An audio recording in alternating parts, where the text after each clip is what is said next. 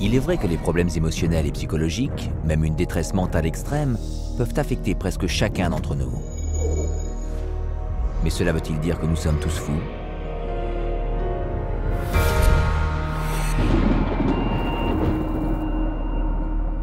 Quelle est la source d'une détresse mentale? Les psychiatres d'antan pensaient qu'elle découlait d'un déséquilibre des humeurs, que l'on ne pouvait guérir qu'en procédant à des saignées, avec des couteaux ou des sangsues. D'autres psychiatres pensaient que les problèmes mentaux provenaient d'organes, comme les amygdales, l'estomac ou la rate, et les enlevaient. Plus tard, ils ont essayé de modifier la fonction du cerveau, mais ces efforts échouèrent à l'instar des précédents. De nos jours, les psychiatres affirment que la résolution des comportements indésirables se fait au moyen de pilules, qui établissent un équilibre chimique dans le cerveau. Ont-ils raison cette fois?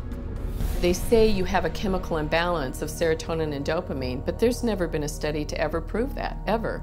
It's just been indoctrinated into the culture and television advertising to the point where people now believe it as fact.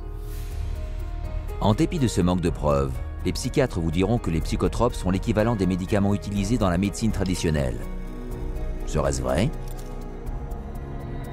La réponse est qu'à la différence d'une substance comme l'insuline, qui corrige une carence mesurable et prouvée dans l'organisme, les psychotropes ne ciblent aucune anormalité physique visible et mesurable. Voici la preuve d'une infection bactérielle. Voici le trouble psychiatrique du déficit de l'attention et de l'hyperactivité. Voici un bras cassé. Voici un trouble dépressif majeur. Voici une tumeur au cerveau. Voici un trouble bipolaire. Nous soulevons donc la question: comment prescrire des médicaments pour quelque chose qui n'est pas là? Réponse: c'est impossible. De plus, comme les psychotropes sont conçus pour franchir les défenses naturelles du corps et arriver jusqu'au cerveau, ils peuvent bouleverser des procédés très délicats, dont le cerveau a besoin pour fonctionner correctement. Every time you throw something into the system that's foreign to the system, you're creating imbalances elsewhere within the system. The body changes as a result of taking the medication, so when you stop taking the medication, the body's got to change back to the way it was before, if it can, because it can't always. And in doing so, it disrupts the whole system. Voilà ce qui crée les effets secondaires qui peuvent être graves. Paxil was the drug that gave me insomnia. I would cry very easily on it, and I completely lost my appetite within the first 2 days of taking it. It didn't help me study, it didn't help me do anything. I didn't even want to do work because I was so sick. Psych meds didn't help me at all. They made matters, I'd say probably like 10 times worse for me, maybe even 20. Only now I was further impaired by the medications, and I started having car accidents. They put me on Zoloft, and it made me want to kill myself. And I realized that those drugs were just destroying me. Even when I was on them, I realized that they were destroying me.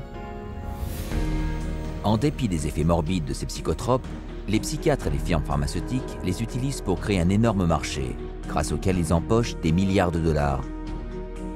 Ils y sont arrivés en qualifiant les problèmes quotidiens de troubles médicaux, qui nécessitaient un traitement psychiatrique.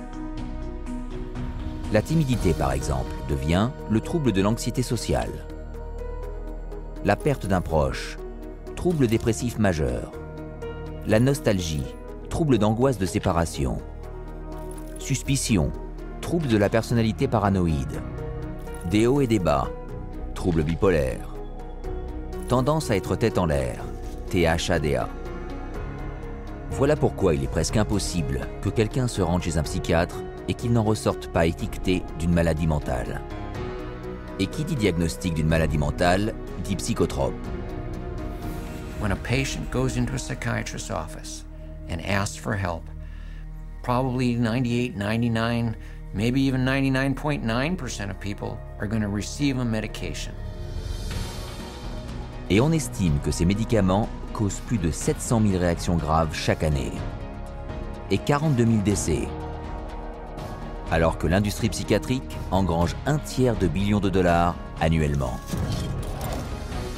La question n'est pas de savoir si les problèmes émotionnels des gens sont réels. Ils le sont. Mais voici les vraies questions à se poser. Comment les psychiatres ont-ils réussi à convaincre les gens que ces problèmes étaient des symptômes d'une maladie mentale?